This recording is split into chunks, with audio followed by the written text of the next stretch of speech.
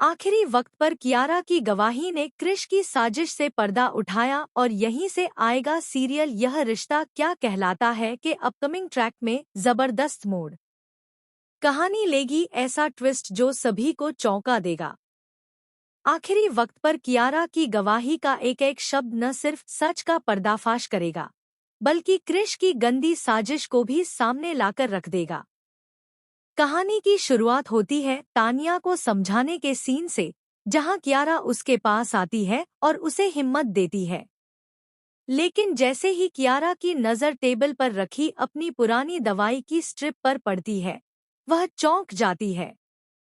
वह सोचने लगती है, यह तो मेरी दवा है, यह यहाँ कैसे? और कुछ गोलियां इसमें से गायब भी हैं। उसे याद आता है कि कुछ दिन पहले उसकी दवाइयां बैग से अचानक गायब हो गई थी और तब उसने सोचा था कि शायद कहीं गिर गई होंगी। लेकिन अब उन्हें क्रिश के कमरे में देखकर उसका शक और भी गहरा हो जाता है।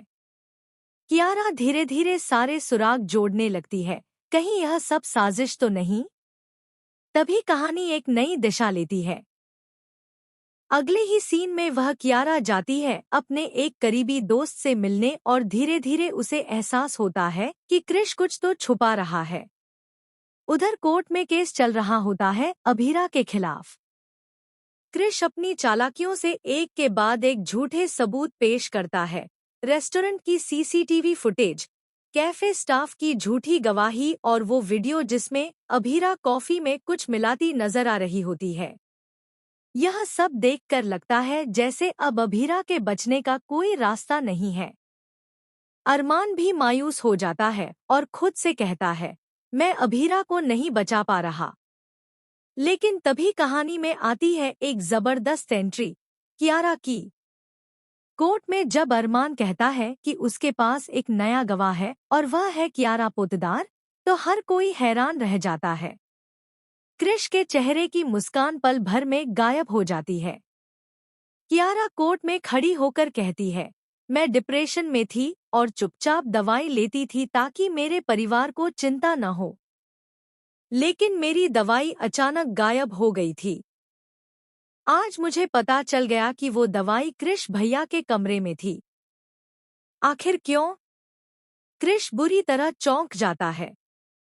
कियारा सवाल करती है, मेरी दवा आपके पास क्यों थी? मैं दिन में एक गोली लेती हूँ, लेकिन किसी ने अगर ज्यादा गोलियां दी होती तो अटैक भी आ सकता था।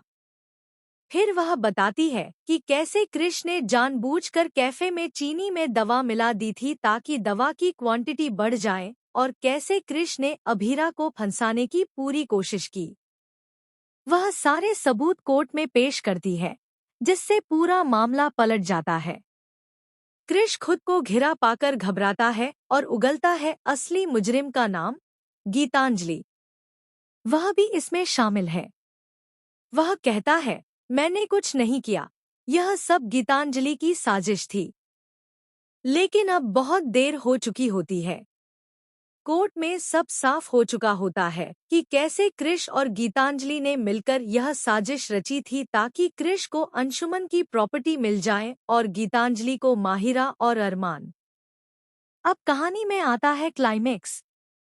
क्रिश और गीतांजलि दोनों को उनके किए की सजा मिलने वाली है। वहीं अरमान और अभीरा फिर से एक साथ खड़े नजर आते हैं, एक दूसरे की आंखों में वही पुराना भरोसा और प्यार लिए।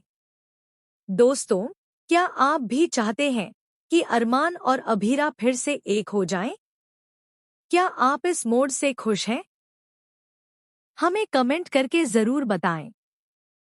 सीरियल यह रिश्ता क्या कहलाता है के अपकमिंग ट्विस्ट में और भी बहुत कुछ आने वाला है।